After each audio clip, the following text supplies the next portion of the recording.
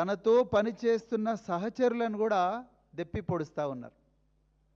నిజానికి ఈరోజు తెలంగాణలో అత్యంత బాధతో విషాదంతో ఎవరైనా బతుకుతున్నారంటే మల్లు బట్టి విక్రమార్క.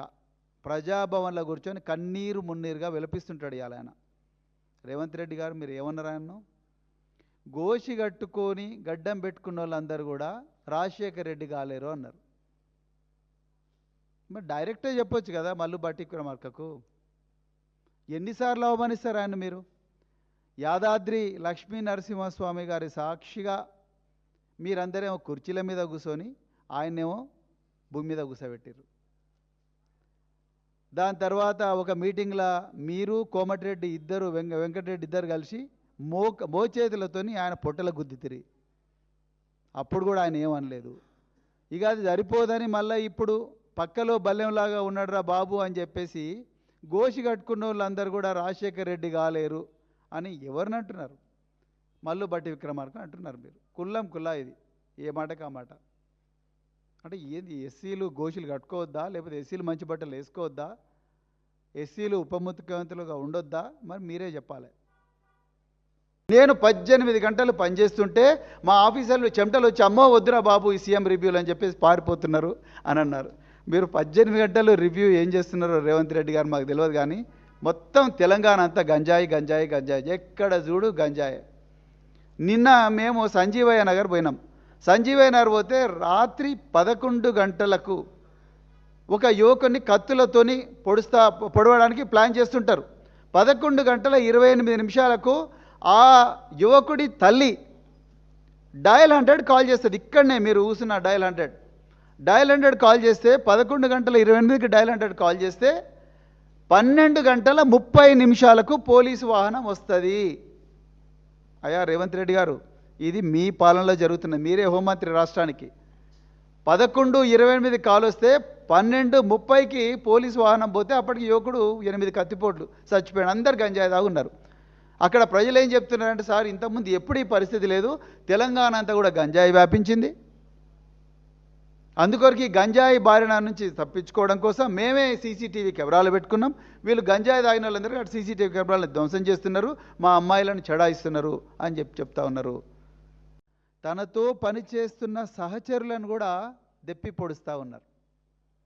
నిజానికి ఈరోజు తెలంగాణలో అత్యంత బాధతో విషాదంతో ఎవరైనా బతుకుతున్నారంటే మల్లు బట్టి విక్రమార్క. ప్రజాభవన్లో కూర్చొని కన్నీరు మున్నీరుగా విలపిస్తుంటాడు ఇవాళ ఆయన. రేవంత్ రెడ్డి గారు మీరు ఏమన్నారు ఆయన్ను? గోషి కట్టుకొని గడ్డం పెట్టుకున్న వాళ్ళందరూ కూడా రాజశేఖర్ రెడ్డి కాలేరు అన్నారు. మరి డైరెక్టే చెప్పొచ్చు కదా మల్లు బట్టి విక్రమార్కకు. ఎన్నిసార్లు అవమానిస్తారు ఆయన మీరు? యాదాద్రి లక్ష్మీ నరసింహస్వామి గారి సాక్షిగా మీరందరేమో కుర్చీల మీద కూర్చొని ఆయన్నేమో భూమి మీద కూర్చోబెట్టారు. దాని తర్వాత ఒక మీటింగ్లో మీరు కోమటిరెడ్డి ఇద్దరు వెంకటరెడ్డి ఇద్దరు కలిసి మోచేతులతోని ఆయన పొట్టల గుద్దితిరి. అప్పుడు కూడా ఆయన ఏమనలేదు. ఇక అది సరిపోదని మళ్ళీ ఇప్పుడు పక్కలో బల్లెంలాగా ఉన్నాడురా బాబు అని చెప్పేసి గోషి కట్టుకున్న వాళ్ళందరూ కూడా రాజశేఖర్ రెడ్డి కాలేరు అని ఎవరిని అంటున్నారు? మల్లు బట్టి విక్రమార్క అంటున్నారు మీరు. కుల్లం కుల్లా ఇది, ఏ మాటకి ఆ మాట. అంటే ఏంది, ఎస్సీలు గోషులు కట్టుకోవద్దా, లేకపోతే ఎస్సీలు మంచి బట్టలు వేసుకోవద్దా, ఎస్సీలు ఉప ముఖ్యమంత్రులుగా ఉండొద్దా? మరి మీరే చెప్పాలి. నేను 18 గంటలు పనిచేస్తుంటే మా ఆఫీసర్లు చెమటలు వచ్చి అమ్మో వద్దురా బాబు ఈ సీఎం రివ్యూలు అని చెప్పేసి పారిపోతున్నారు అని అన్నారు. మీరు 18 గంటలు రివ్యూ ఏం చేస్తున్నారో రేవంత్ రెడ్డి గారు మాకు తెలియదు, కానీ మొత్తం తెలంగాణ అంతా గంజాయి గంజాయి గంజాయి, ఎక్కడ చూడు గంజాయి. నిన్న మేము సంజీవయ్య నగర్ పోయినాం.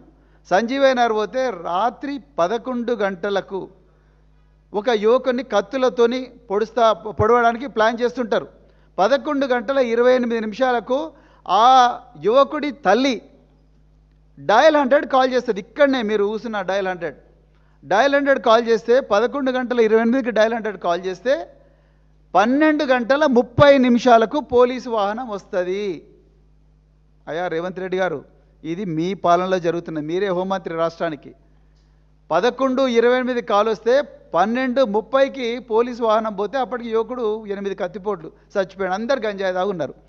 అక్కడ ప్రజలు ఏం చెప్తున్నారంటే, సార్ ఇంతకుముందు ఎప్పుడు ఈ పరిస్థితి లేదు, తెలంగాణ అంతా కూడా గంజాయి వ్యాపించింది, అందుకొరకు ఈ గంజాయి బారిన నుంచి తప్పించుకోవడం కోసం మేమే సీసీటీవీ కెమెరాలు పెట్టుకున్నాం, వీళ్ళు గంజాయి తాగిన వాళ్ళందరూ అటు సీసీటీవీ కెమెరాలను ధ్వంసం చేస్తున్నారు, మా అమ్మాయిలను చెడాయిస్తున్నారు అని చెప్తా ఉన్నారు.